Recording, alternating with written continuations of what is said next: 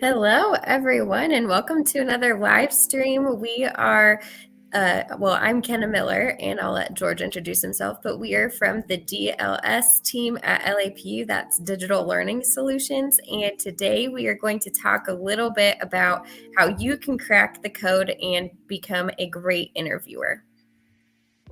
Hey, and I'm George Hanshaw. I work with Kenna and the Digital Learning Solutions team here at LAPU, and that is a big deal because especially in the field of ID, instructional design, a lot of times we might interview a lot depending on what we're doing, if we're job shopping or whatever it may be. So let's jump in and kind of crack the code to some of those interesting questions that we may get asked. Absolutely. And first off, we are going to, like George mentioned, for a lot of IDs, you may have to interview a lot to find the job that you're looking for. And now is a great time for us to just mention our MSIDT program. It's a Master's of Science in Instructional Design and Technology. It's a CBE program that we have here, self-paced, and just a really wonderful program. And if you're interested, we have a QR code here for you to scan and get a little bit more information about that. Yeah, and if you scan that and get more information, all of my contact information is in there because I'm the assistant dean for the program as we're launching it. So feel free to reach out and contact me with any questions, any whatsoever. All right. Well, George, I don't know about you, but do you have any stories about interview mistakes or blunders, yes. bloopers, maybe we should call them? Oh, I have an entire blooper reel, but I got to tell now, my friend Ken, he's probably not listening to this, but my friend Ken and we made a bet with each other. We were both going in for the same interview opportunity for a job. It was a learning and development job, and it was the manager role. And we, I don't even know if I should tell on myself, but I will. We had to go in, and it was a panel interview. So our VP was there. Some other training managers from other parts of the corporation came in to be a part of this panel interview. They were doing all the interviews over a 2-day process. And Ken and I said, okay, we're going to do something extreme to stand out. We're going to do something to stand out a little bit. And our bet between us was who could mention the most Disney themed thoughts throughout the interview than the other person. So my big one was and it wasn't even Disney themed. It was a cartoon, iRobots. Anybody out there remember iRobots? Well, they had the big character who was this huge ball robot, and it was see a need, fill a need. So I used that quote at least 8 times during that interview, and it was brilliant because they would ask questions like, well, how do you know to do this, that, or the other, whatever it may be? We'll get into some questions later. I said, well, most important thing is when you see a need with your customer base, you fill that need, because that's what, and it was just awesome. And I held a straight face. So we were both going for a job where we weren't certain that either of us actually had a chance at it, but they gave us an interview. They gave us an interview anyway. So we had a lot of fun. Didn't get the job, but it was an awesome interview. So it helped break the ice and made me not nervous while I was in there. Well, that's good, George. I don't know how you kept a straight face, because I wouldn't have been able to. And I could just see my buddy Ken, because he's even more expressive than I am. He brought donuts because his interview was like at 8:30 in the morning. He brought donuts. I was like, oh man, all right, I may as well just go home because he's got it on lock. How funny. Sorry, go ahead, George. What's yours? So just for clarity, those aren't things that you really want to do, but we did them. Okay. What stories do you have? What blooper reel do you have? So, I'd say my blooper reel is actually when I interviewed here. So I don't know if you remember this, but I came to my first interview here at LAPU, and our team is so creative and funny. And I don't know if this is a LAPU wide thing or just our team type of question, but the first question at my interview was, "What Disney character do you identify the most with?" And that just threw me off completely because I'm in my head like prepping, okay, here's my education, here are my skills, like going through all the things in my head, and then I'm hit with, oh, Disney characters, and I was scrambling just trying to think of one, not even approaching what do I identify with, just trying to think of one. And the first one that came to mind is Anastasia from the movie Anastasia. And so I said that, but the funny thing is that's not even a Disney movie. So I think that was my biggest blunder. Well, I did the same thing with that question. I didn't pick. I totally caught me by surprise, and I did not pick a Disney character. But since um, was it was it Pixar? Because I picked Mhm. Maui. You know, you're Oh, okay. welcome. Yeah.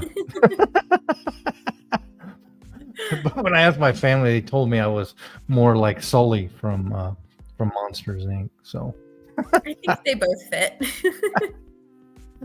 who do you? So now you've had time to think about it. Who are you? Are you Dang, Anastasia you're putting still? me on the spot again, George. Is this an interview? um, I think I'm gonna go with Belle. I really like Oh, Belle. I love to read like Belle, and I feel like I have been on a steady adventure since I've gotten this job of just obtaining more skills and learning new things. So we'll go with Belle. and Belle was fearless, so that fits Mhm. really well. She was fearless, just like yourself. Oh, well, Absolutely thank you. fearless. So if folks want to know more about it, we have a free interview course as well that we can put in the live stream.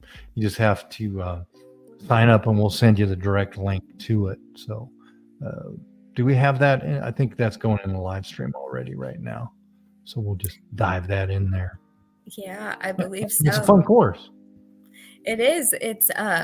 It's called Interview Like a Rock Star, and the whole thing is rock star themed, so that's kind of fun.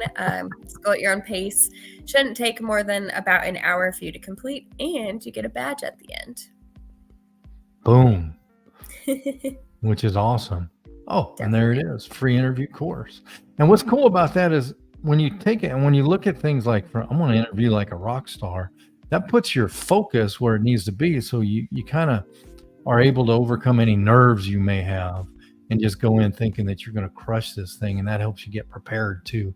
That's why I love the whole theme of the course, because it gets us prepared to go in and just crush these interviews. So whether we get the job, don't get the job, did a fantastic job on the interview piece. That's why I love the Absolutely. comment. Yeah.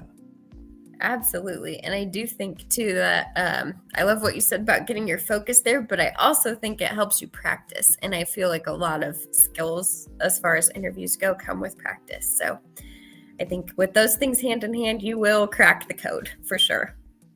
Yeah. And I love practice because, you know, I did my whole dissertation on mental imagery and self talk.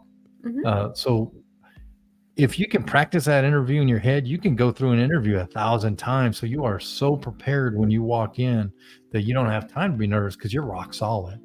And you take that course, go through that gets you going.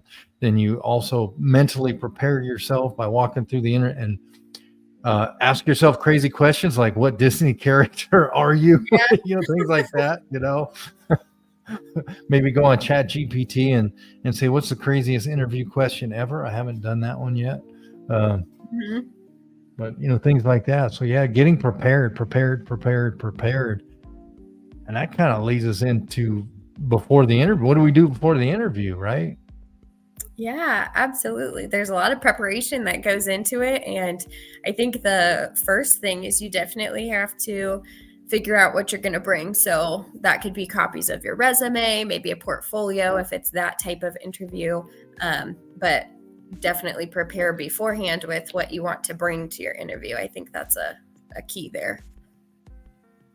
Oh yeah, absolutely. That preparation. I love the piece of copies of your resume, practice those responses, and the third one that we really spend time on is research the company. Know what you're talking about when you go to the company. So when they ask you questions, you can make it personal to that organization. If you don't research the company, then you're just giving them blanket answers that really aren't going to wow them very much. So know the company before you go. How do you suggest Absolutely. kind of doing that? I would suggest to research the company's mission and vision if you can. Usually that's on the website, and then you can you can definitely make sure that your beliefs align with that. I think that's a big piece of just finding a job that you like in general. If you're passionate about the mission of the company that you work for and the type of environment that you'll be in, you can also look up some different folks on LinkedIn too, or something like that, to just see what they're doing, what the company has put out there as far as social media or, publicly available information. And that can really give you some insight into what the company is all about. Yeah, I love what Grace brought up. She brought up that check out their social media profile.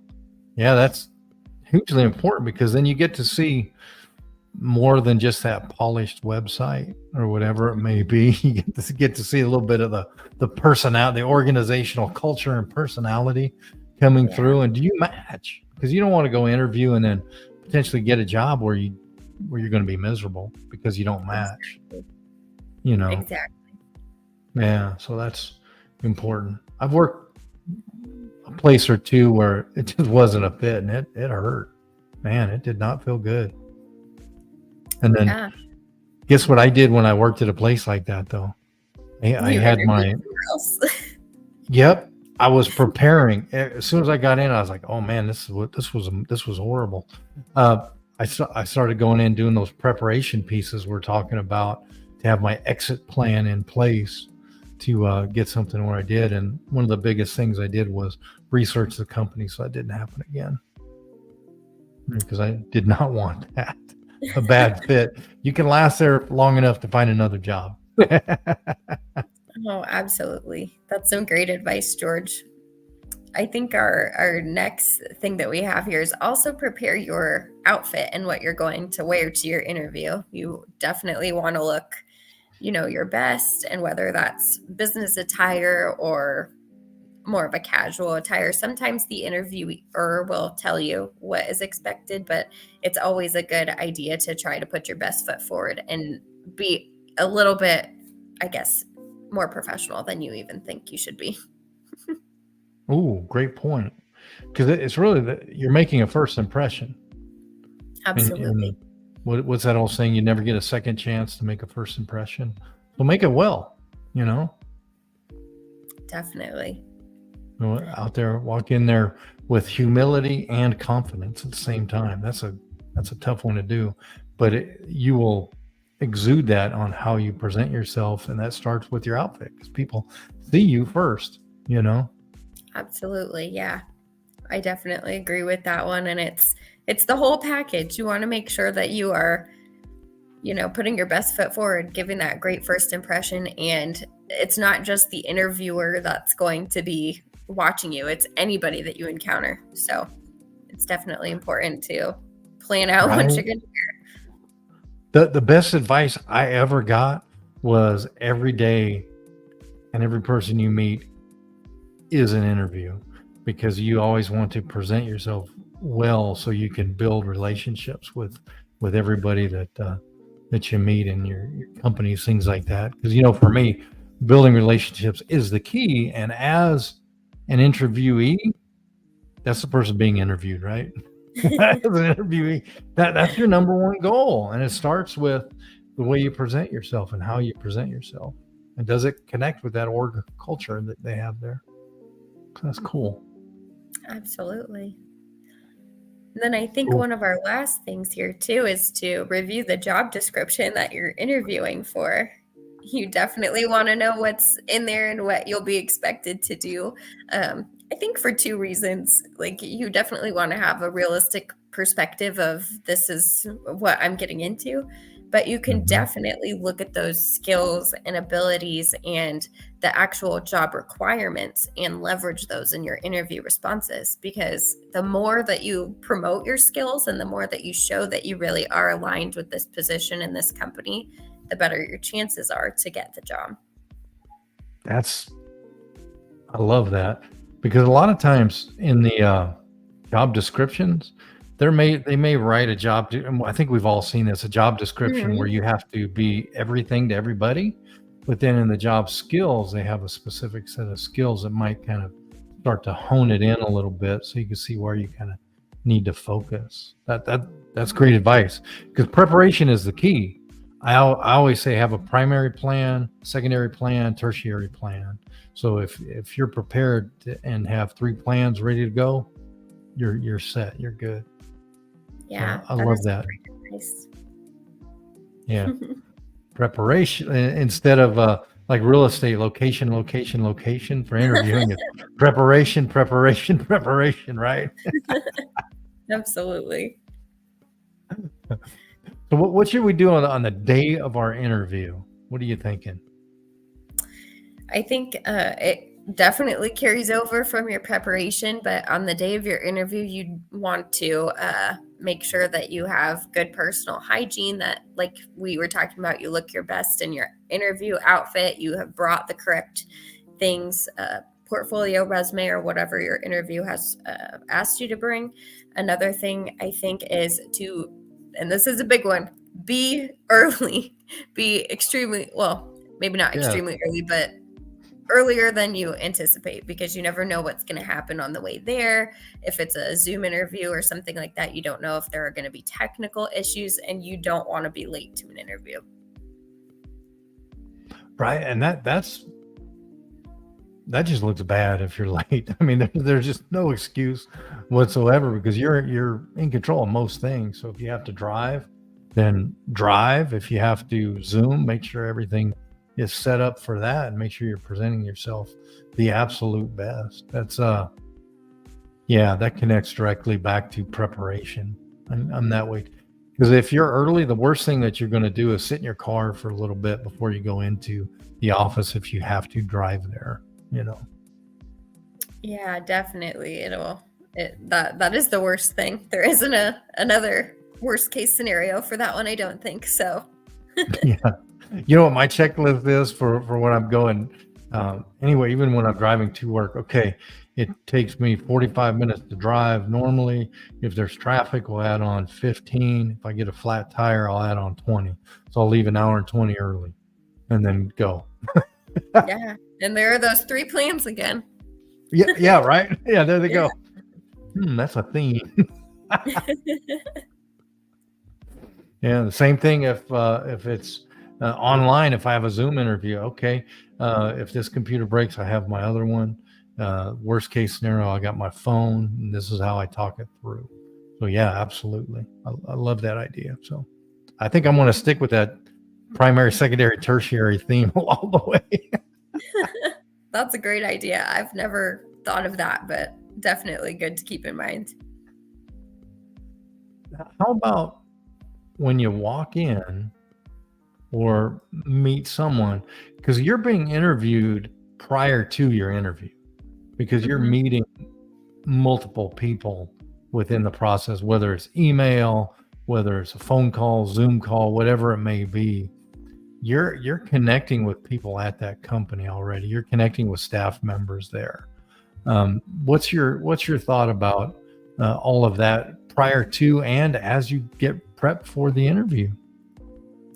Yeah, as you mentioned, everybody is interviewing you. So, that's introducing yourself, shaking people's hands, being friendly and kind. Nobody, you don't want to make a bad impression on anybody, because everybody's interviewing you at all points, from when you walk in to when you leave and after. And it's really important to put your best foot forward and to make a good impression on everyone, especially if this is somewhere that you get a job, because those people will remember that. Yep, they will. They'll remember, Make oh, he didn't hold the door open for me when he was here for his interview, or he didn't even say hello, or whatever the case is. But they'll remember if you treated him well. Right. Oh, and I love what Grace is saying. She says, being early will help you feel collected before the interview. So so let's say it's in person and you're meeting those folks, then that'll help you be who you are and be that kind person. Because we always want to leave wherever we go in a better space than where we found it. And that's only done through kindness. Never helps to be rude. Rudeness never helps. Mm-hmm. Yeah. Absolutely. That's and if you don't think, if you walk in for a job interview and you think that the person at the front desk is not important, you need to check your ego at the door. Let's just call it how it is, because we're all in this together and we're all working together. So it's time to up the humility and check the ego. For sure. That's a great point, George. Definitely something to keep in mind. Yeah. And when they say, hey, I really like this person, what did you think about? Well, he was rude when he came to me. You just lost a job. Mm-hmm. Yeah, that could definitely be the difference between two candidates, Yep. It's that story. I heard a story. It was a consultant. Can I tell a dumb story? Absolutely. And it's a story. I either read it or heard it somewhere, but it kind of always stuck with me. So this consultant was flying into an airport, and the person that was hiring the consultant had 3 choices to make for consultancies, right? So he picked up each consultant from the airport, and then he said, okay, but I need to stop at the grocery store. I'm making spaghetti with my wife today. So they were going in, they were selecting tomatoes, things like that. And so he was just kind of making small talk about the tomatoes and how to select things and all the good stuff you do when you're looking at fresh produce and that. Mm-hmm. And then they come back to the car with a cart, and the person doing the hiring gives the cart to the consultant, right? And the consultant takes a cart and he sees that it was where you put the carts was kind of away. Mm-hmm. And he said, oh, okay, no worries. And he just walks over and puts it away. And then he comes back, and then he's kind of, wanting to talk business a little bit, and he says, oh, hey, don't worry. You already got the job because of, the other 2 refused to put the cart away. So your actions matter, because if you're that kind of person that just takes a shortcut with stuff, that's going to show within that interview. That's going to show within your work and everything else. So for some reason that always stuck. Yeah, I like that story. Yeah. Ooh, what's Matthew got to say? In the interview itself, as the interviewee, do you recommend asking questions to the interviewers? Ooh, good question, Matthew. Personally, I don't have a recommendation either way. I think that it leaves a good impression, but if it's something that you don't feel like it's a good fit for the moment or the person, your first interview might be with HR and maybe they aren't the person that you want to ask questions to. I don't really have a recommendation either way, but we are going to touch on some questions that you can ask a little bit later in the live stream. And where I appreciate asking questions is if you need clarity from a question, don't be afraid to ask clarifying questions so you understand how to answer it, because nothing's worse than going through an answer of a question and just totally missing the mark because you didn't understand. And most of the time, I would say people appreciate clarifying questions because they understand that you're listening.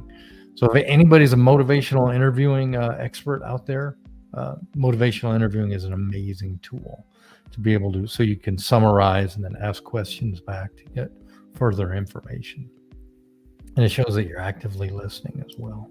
Kind of just, but if you don't, then if you don't need to ask a question, I wouldn't. But if you do, except for those questions we're talking about at the end. Absolutely. So should we jump into some communication tips, George? Ooh, let's do it. Let's do it. Let's act them out. Let's do it. All right. So first, we do have some role play questions for you, but first I wanted to quickly touch on what you can do to be a better communicator.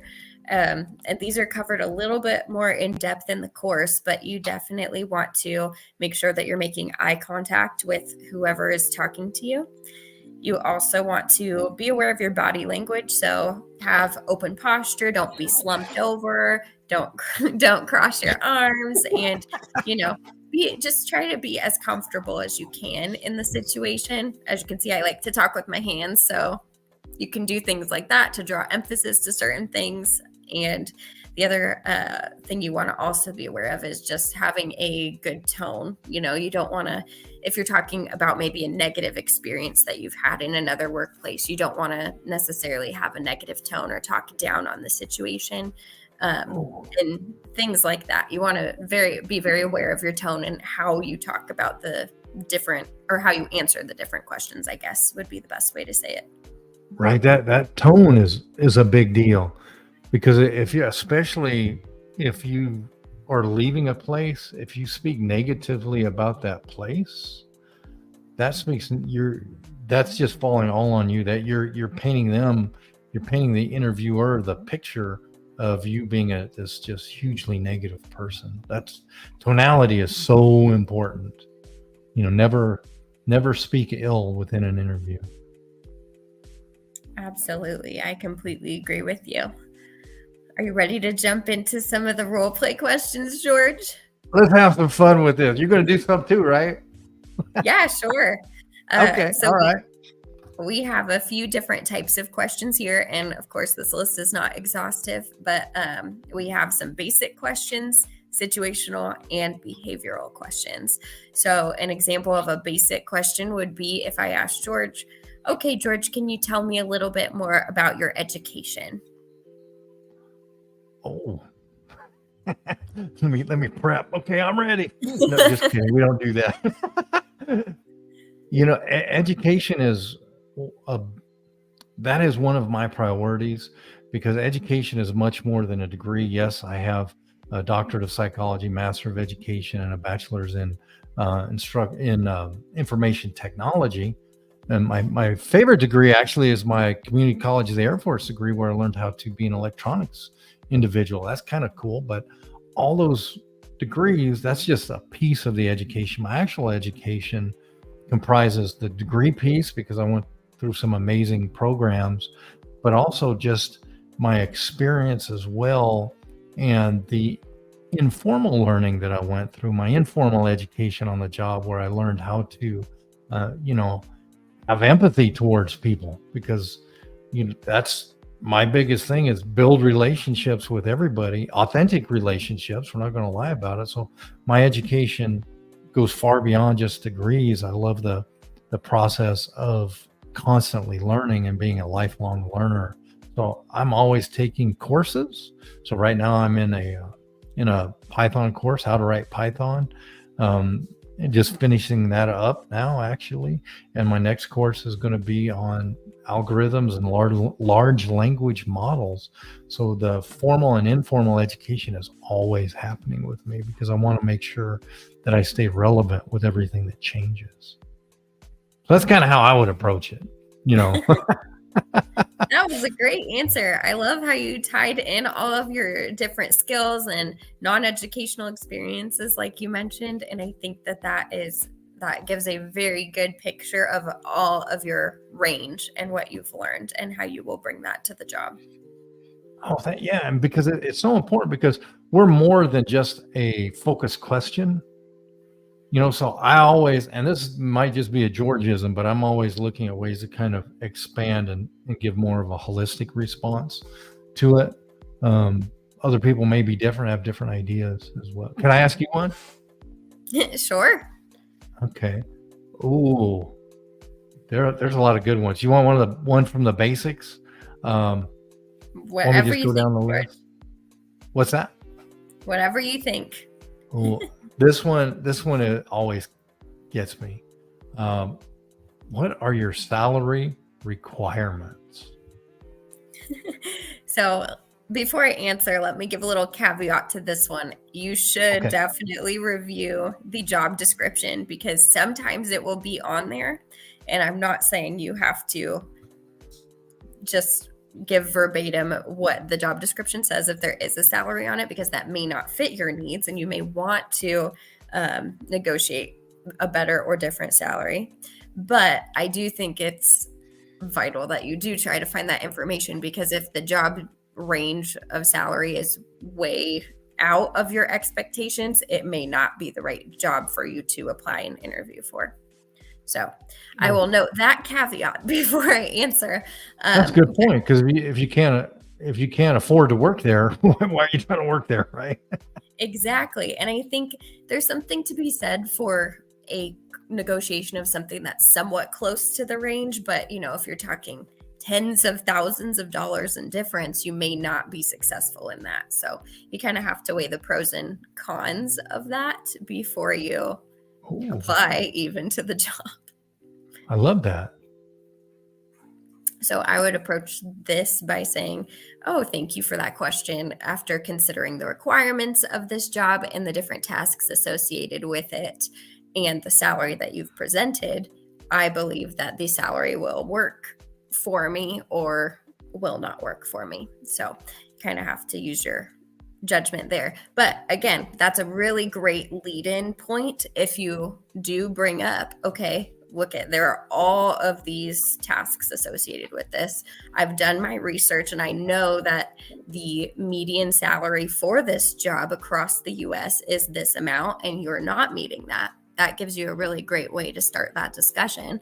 And you may not come to a conclusion during the interview, but if you're offered the job, that definitely is something that you can bring up again and say, well, in my interview, I did mention that I was looking for this type of salary. At this point, what you're offering me is not going to fit my needs. And based on the tasks associated with it and the median salary, I believe that the salary should be XYZ. Will you be able to make that happen? Wow, that's fantastic. Polished, but these are all things that you kind of have to think about, and it really goes back to your preparation before the interview. You have to know all this going into it, because if you don't, you kind of might be blindsided and offered the job, and it's not a salary that you can live with. Right? Could you imagine being what salary? What are your salary expectations? That doesn't look good. Looks like you're not prepared. Well, that brings up a really good point, though, George. The other thing is, if they ask you that and your salary expectations are way below the salary range that they have for that job, they'll be like, oh, let's hire this person. We'll save us some money, and you're missing out on that salary if you don't do your research and kind of figure out what it is beforehand. And never undersell yourself. Absolutely. Yeah. And that is definitely a question that you can ask too. If you don't know what the salary range is, you can flip the question on them. Well, I would really like to learn more about the salary for this job. Oh, that's good, because you always want to talk about that range, right? And then you fall somewhere within it. And don't be afraid to give them a range where it's a little bit more than maybe what you expected too at the high end, right? So that means they won't hit that low end of your expectation. That's anchor high. Throw it out. Throw the anchor out. That's awesome. Mm-hmm. All right, George, I have another question for you. Uh-oh. If a client asked you a question that you could not answer, what would you do? Ooh, this kind of ties back. Remember earlier I talked about motivational interviewing and active listening. So I would use this as an opportunity to make sure the question is framed correctly. So I would summarize. So whatever the question was, I'm going to summarize it back in what I understand. And then the person asking the question will automatically give me feedback. So and it's okay to be wrong if you summarize it wrong. If you're a little bit off, you can't be 100% off. but they're going to help focus your comments. So let's say I don't understand it. The way that I'm going to go about it is I'm going to say, oh, well, that's interesting. So the need of the organization is X, Y, and Z. And what we need to be able to do is create this assessment piece for that. And then you pause, they're going to automatically give you feedback. And I'll say, oh, so you know what? I don't know exactly what I would do in this case, because I would want to craft something that matched the organizational expectations, the organizational culture of where we're at, and then go out and find the information so I can get an exact response for it and make sure. That's why I would get clarity from my supervisor, anyone first, on exactly what that is. And then I would go forth and gather data, get information, and this can happen quickly. Doesn't have to be a long drawn out process. And then I would come back with the answer. So the way that would look in an interview was, oh, that is a fantastic question. So what's needed by the organization is an assessment that will see if the ROI for project X is coming in a way. So what is the primary purpose of measuring for the ROI of project X? What's the primary metric that I'm going to be looking at? And then I would slowly get more information from them. And then that would give me time to generate a response. And if I don't have a response, and be honest about it, I would have to go and get further data from the organization to get that, because you want the answer to fit the org. That's how I would kind of approach it. How would you approach that one? I think something similar. I do want to say I really liked how you provided an example and your thought process throughout, because I think if you do explain what you're thinking, it does give the interviewer a little bit more of, I guess, insight into your thinking and your process, which I think can be helpful as well. I think I would do something similar in that case. I would assure the client that I would figure out the answer to whatever their question was, and then I would do my best to find the answer, whether that's talking to my supervisor, my stakeholder, vendors, whoever, wherever I need to go to find the answer. And I think one thing too that I try to embody in all of my relationships is very high communication. So I would keep that that client informed throughout the entire process of where I was with finding the answer, any information I was able to get, and ultimately, hopefully, the specific answer that they're looking for. Oh, that's great. Yeah, and the nice part about what you said is the more experience you get, the less likely you are to get stumped on a question. But even with a lot of experience, you may not have an exact answer, but you can start to kind of correlate stuff together. That's cool. Yeah, So absolutely. here's one that a behavioral one that gets asked a lot. I think this is a staple to just about any interview. Can you give me an example of a time when you use critical thinking to solve a problem? Oh, sure, I can. So we've been having some revisions come through on the instructional design side here at LAPU, and the whole process involves a lot of stakeholders, including the deans, subject matter experts, and other people on our digital learning solutions team. So instructional designers, media designers, and course developers. So lots of stakeholders who have their own priorities as well. And part of the instructional designer's job is to listen to all of the priorities and the needs of all of the stakeholders and manage the design process. So all of the things that go along with that. And something that we have done recently is that we have redone a lot of our science courses to adjust how the labs are presented to students. And I can't take full credit because it was definitely a team of very creative thinkers that came up with a lot of these solutions. But I was able to work with all of these stakeholders and use critical thinking to come up with really good solutions for our students to make the process a whole lot more seamless and clearer as far as what they are supposed to do for their assignments and labs and quizzes and those types of things. And I was able to work with every stakeholder to make sure that their needs were met and that everything is just intuitive to create a really great experience for students.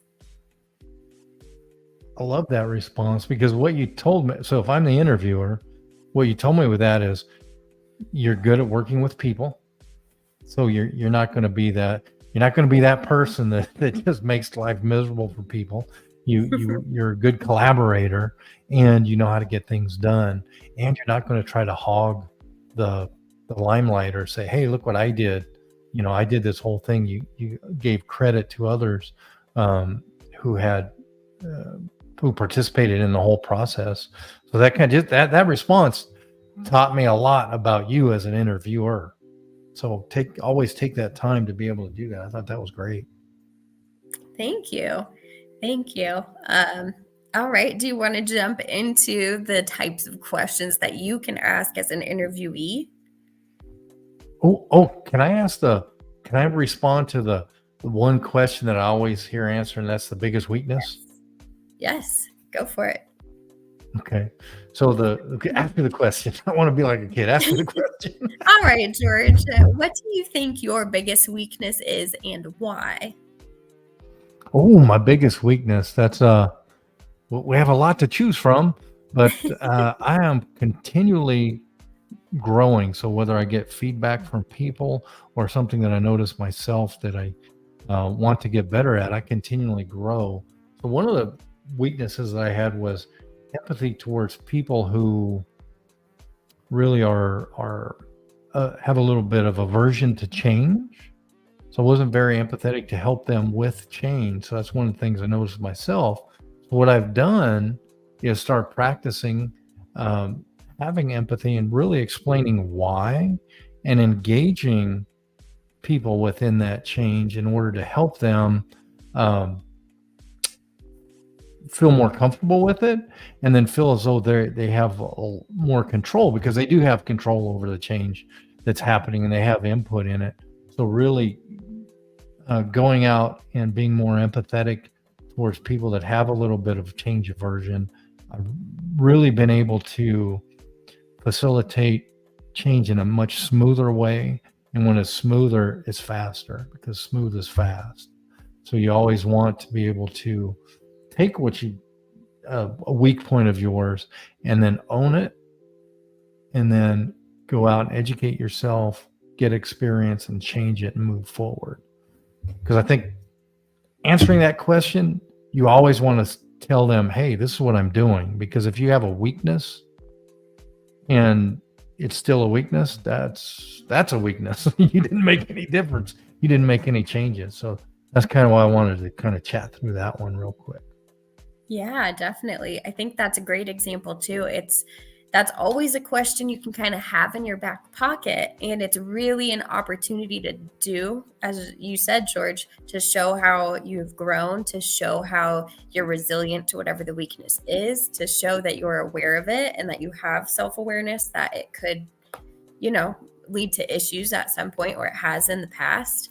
And I think that's really important to show off to your interviewer if you are asked that question. So that's a really good one to have in your back pocket and really think through how you can almost adjust it, rephrase it, or reframe it so that it looks like it actually is a strength on your part.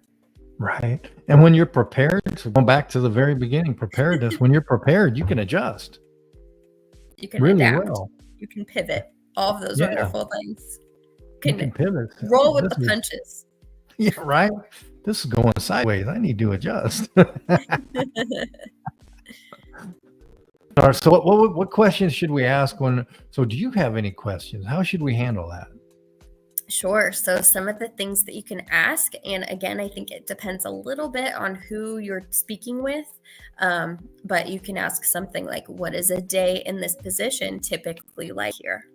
And that will also give you really good insight into the culture of the company and whether or not you align with whatever the tasks of the job are, whatever the motivations are behind the work. Do you have another one, George?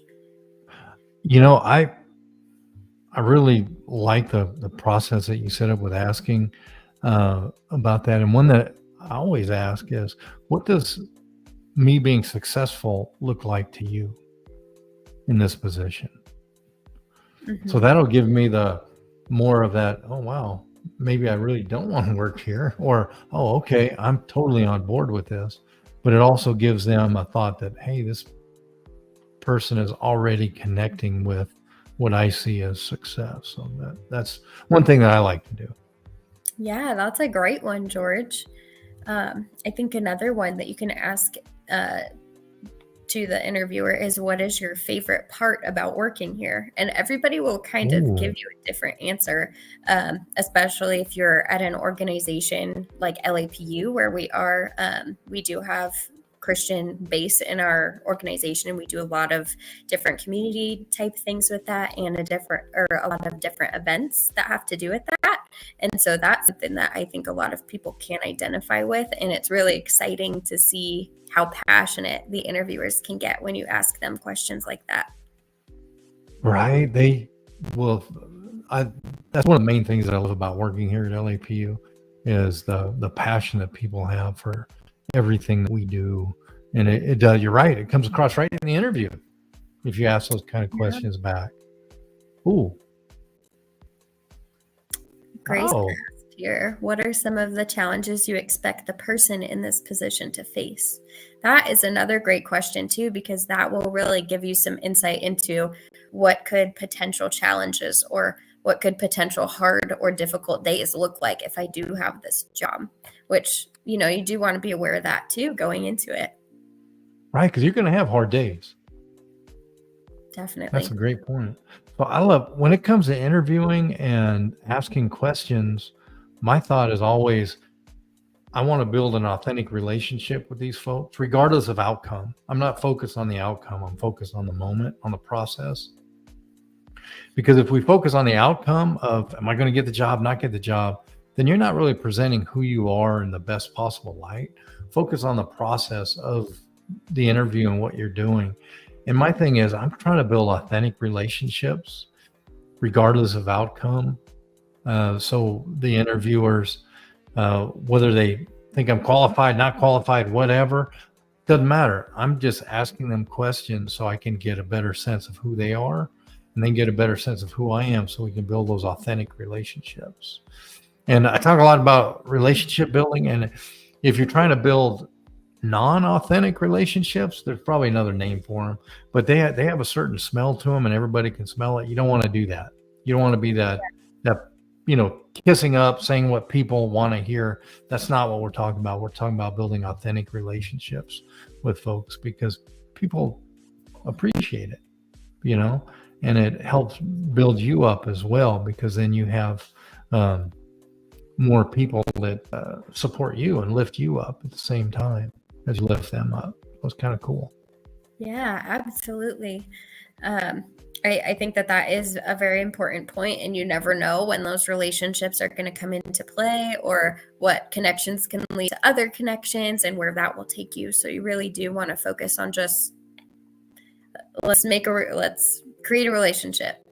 That should be the primary goal going into it, and of course trying to get the job, but that doesn't always work out. So right.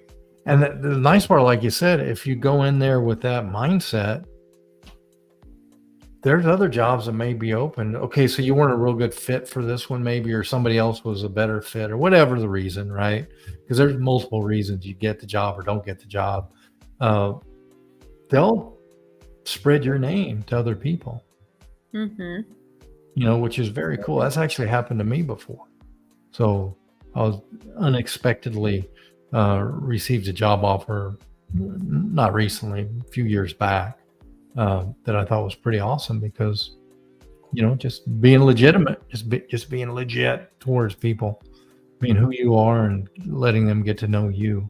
Because if you want to build a relationship, and if you want to build trust, you have to show trust. You have to give trust. If you want to people to be vulnerable towards you, you have to be vulnerable towards them first. So whatever you want, you got to give first. So go in with that spirit of giving, and things can work out exactly as they're supposed to. They always do. Right? Yeah. And that being said, let's jump into some things you do after the interview to keep cultivating that relationship and to just continue putting your best foot forward as an interviewee. So some things that you can do are follow up with either the human resources department or your contact at the company. You can send them a thank you email and just thank them for their time and consideration for the position. And then in the event that you don't get the position, you can also ask for feedback as far as your interview skills or anything that you lacked that you could maybe improve upon that will help your chances in the future. Yeah, and sometimes you'll get some feedback that's really helpful. How can I get better? I'm always asking that question. I'll ask in different ways. And it kind of depends on who you're asking. Brand that question for what's important for them. Hey, I really appreciate your time, blah, blah, blah, whatever it is. And then ask that question. Okay, so to come across better to C-suite executives, what should I do? Or to come across, so whoever your audience is in that interview, ask them, because you come across to different people differently. So it's hugely important. Hugely important. I love that thought.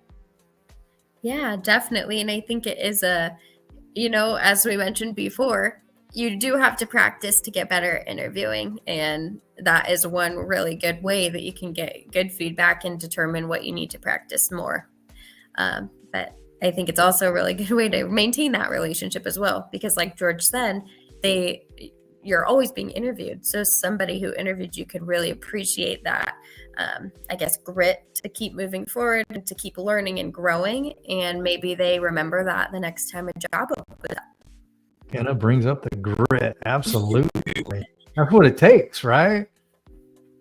And I believe you were the primary designer for the course, for the interviewing course, right? And I was. Just so everybody else has the perfect person for her, because she rocks in interviews, because she comes in prepared and just nails it. I was like, wow, how could we not hire Kenna?